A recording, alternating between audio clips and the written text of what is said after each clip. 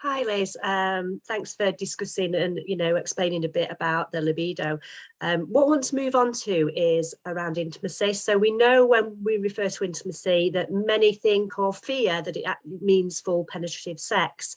So could you explore intimacy in a wider context and how, if we understand it better, that it may be able to help, our families if they feel that the intimacy has been lost following their diagnosis? This is a fantastic question, and one that I've really struggled with, and many women have reached out to me to help. And I believe that intimacy was penetrative sex, and that was all there was. And if we weren't having penetrative sex, then nothing else had gone. And I think if you've been in a relationship for a while, if you think back to the beginning and the dating and the foreplay, that kind of disappears in a relationship. You don't really do that anymore. You don't take the time to get to know each other because you've been used to each other for such a long time. And again, you add in pregnancy and cancer and body changes. It's really hard for me to let someone actually touch me. And I remember during chemo, I was lying in bed with my husband and we wanted to just cuddle. And he put his hand on my head. I thought, oh, it's bold. I don't want you touching it. And then there's a lump in your breast. Do I touch the breast? Do I not? It can be really, really awkward.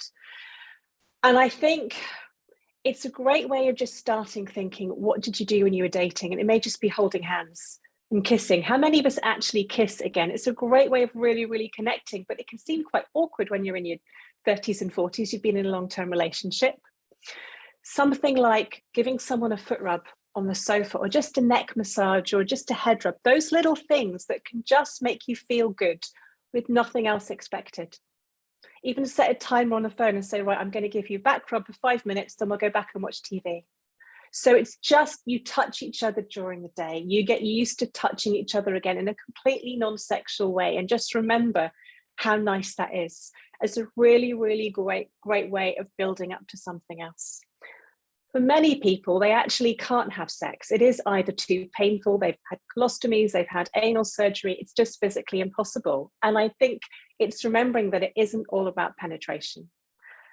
Oral stimulation, massage, some nice towels and candles, even just sharing a bath together and talking about the day. There are ways to be really, really intimate and connect.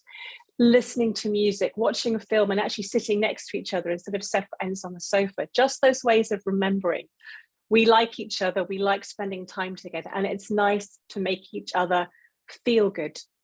And almost take it in turns. You're going to give me a massage tonight, and I'm going to give you a massage tonight, and then just see where it leads. And I think it's just going back to kind of dating again and being nice to each other and exploring your bodies, because what you want changes as you get older and as you go through pregnancy. Your breasts may become very sensitive. You may not want them touched. They may leak. You may find if you're having menopausal symptoms that you need much more clitoral stimulation. Things are different. And I think another really good way of being intimate with each other is to learn to be intimate with yourself and learn what you like. Do you still like having your breasts touched in that particular way? Or is your neck a new erogenous zone? Or actually masturbate? And if you're scared that it might hurt, it might feel uncomfortable, you can do it by yourself, do it in the shower when your partner's asleep, and get used to how it feels to have an orgasm. Get into the practice of having an orgasm, because often when two people start to come together and try penetrative sex, the pressure of both of them having an orgasm is too much, and then it doesn't happen, and then you feel it's disaster, and almost take it off the table, but do it yourself. So you both know it can happen. It's a great way to get to sleep. And then you'll remember what it's like, and that might help you think, oh, it's quite nice to feel that intimate and get those sexual feelings towards your partner again.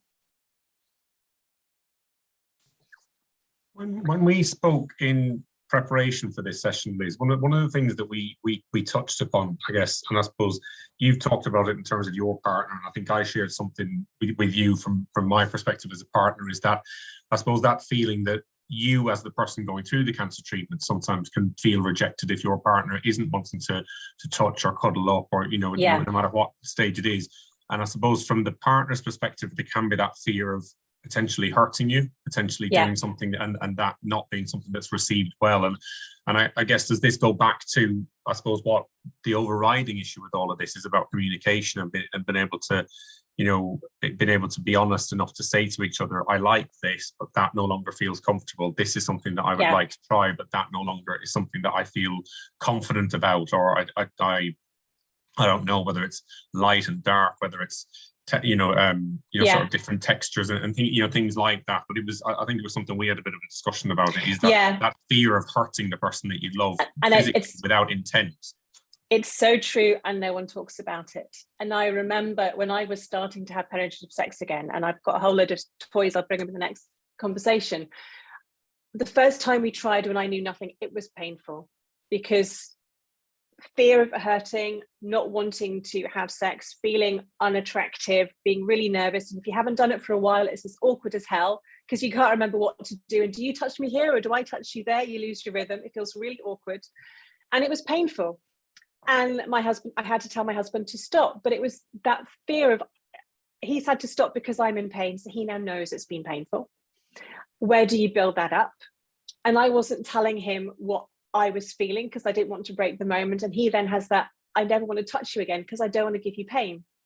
And then your partner's libido goes. And again, it's that lack of communication. You don't talk about it before you get to the bedroom. What do you do? And I know many, many men of women who've had cancer actually find that they need help as well. They need counseling. A lot of partners actually need something like Viagra or an antidepressant to help lift their mood, to help them get to that place. And it's just about both of you, as Pete said, talking.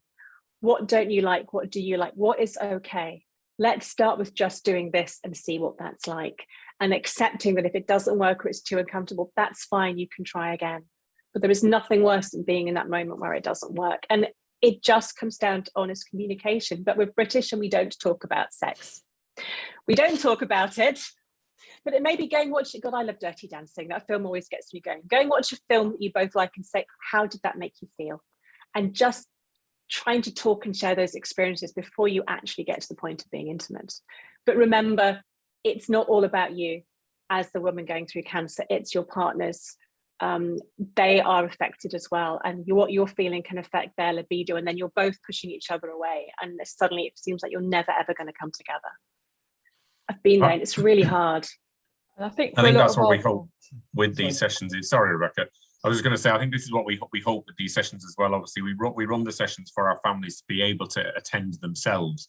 And obviously, it's a safe space, for families to be able to, who are going through the cancer. But the hope is with many of these subjects like this, like when we've discussed the menopause, I think was a particularly pertinent one as well, is the hope that partners will also make the time to watch these back as well, because it is learning. It's learning for for all of us. When we've said this, even as a team who share these experiences with our families on a day-to-day basis, it's a constant learning curve for all of us, as well as to what doesn't help the people. So sorry, Rebecca.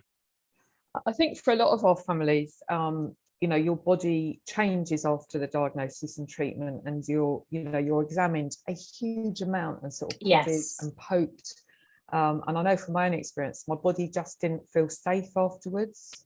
It felt sort of, what can I trust now? And I really hear what you're saying is to build up that trust again, and that sort of safety regarding intimacy and sex before you sort of rush on to maybe penetration. And it may be being massaged over your clothes, like the fun thing you used to do as a teenager. Clothes stay on, but we'll touch each other over them. And then you're under the duvets and it's dark because you might not want to look at your, and again saying, is it okay to touch you here? Ground rules. Do you want me to touch your scar? Do you want me to avoid this area? Yes, because I'm not comfortable with it yet. And then But I think it's dialing it right back down and just remembering intimacy is not penetrative sex.